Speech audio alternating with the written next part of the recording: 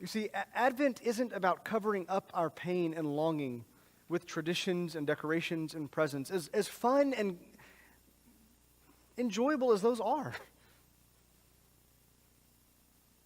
But in the midst of our brokenness, in the midst of our sorrow, Advent is about the coming of Jesus that we celebrate. That gives us reason to keep holding fast to the knowledge that just as God remembered his children in Egypt and remembered his children when Jesus was put on the cross, he also knows and remembers you as well. Advent is about us longing for the Lord to act, feeling this pain, feeling this sorrow, feeling this need in our souls, longing for the Lord to act. And because we look at Jesus coming in a manger, we have certainty that he surely will. Don't turn away from or bury or desensitize. Don't numb your sorrow in your life at Christmas. Let it turn you to true hope that has been purchased for you and made secure by Christ. That's the message that we see in the story of Zechariah and Elizabeth. That's what I want us to see this morning. Christmas is also about God keeping his promises. There's one sense here that it is about our longing and our waiting, that God enters into our broken stories, and that then turns us and frees us to know that it's about God keeping his promises. Now, it'd be really easy to read this account. This is where I think we often make mistakes, right? It'd be easy to read this account of Zechariah and Elizabeth and see that God gives them this child. They have this baby named John, finally, after years of waiting. And we might read it and think to ourselves, aha! God came through. He answered their prayer. He did the thing they were asking for, didn't he? He finally showed up. And he did do that in their case. And we can celebrate that. And that is good news for them. And we can see that the Lord sees them and cares for them. But that would actually miss the point of this text entirely. Not to mention, it would misunderstand Zechariah and Elizabeth's own reaction to the good news of their coming son. Reading the text in that kind of way, of seeing only what God has answered their prayer and given them the thing they longed for, is probably one of our chief mistakes when we read Scripture. That we end up putting ourselves, or Zechariah and Elizabeth in this case, into the point of the passage. We become the center of God's plans and purposes. But the confidence in the Lord that our hearts need in the midst of our own trials is not that God gave this couple a baby. That's not what we need to be encouraged by in this story.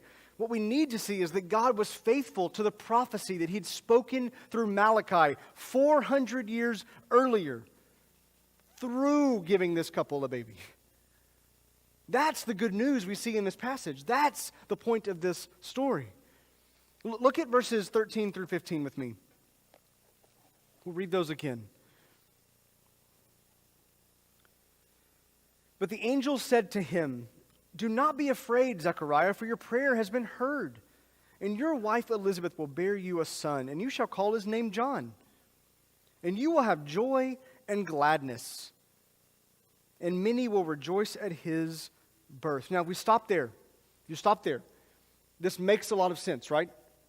Like, that's all just very ordinary ways to celebrate the birth of a child. Like, all of my kids that have been born were celebrated with much joy, much gladness. People came to say hi. They came to the hospital. They brought us food for a year, because we're having a baby in a few months. So they brought us food for a year. Just plant that seed. But it was met with much joy and gladness. This is how you celebrate having a baby, right? But that's not where the angel stops. He keeps going. It says in verse 15, "For he will be great before the Lord."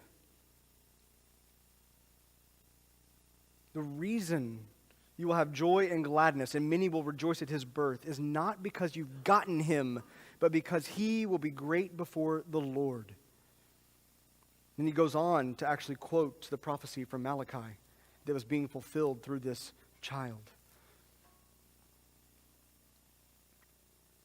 the primary reason for joy and gladness was because they were celebrating what God was doing through this child, not the child being the end result.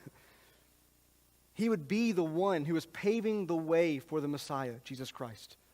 That's why this boy is good news.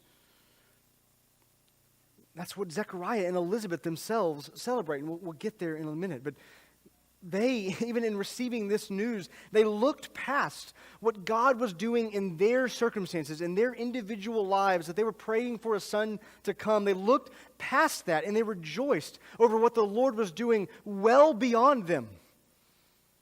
Their joy and gladness was tied to what God, not what he was doing just in them, but what he was doing through them for all of his people.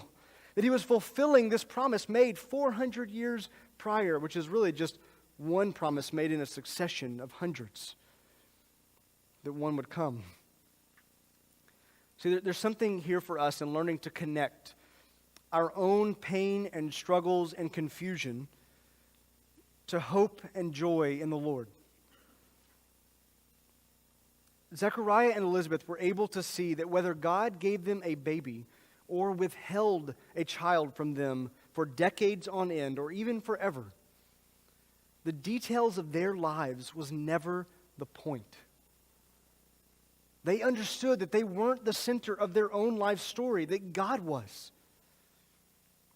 They knew that God was always doing things beyond what they could see. And knowing that the Lord was at work in ways well beyond their lives, freed them from setting their true hope on having a child. And instead, they were able to rejoice most over what God was doing to redeem his people.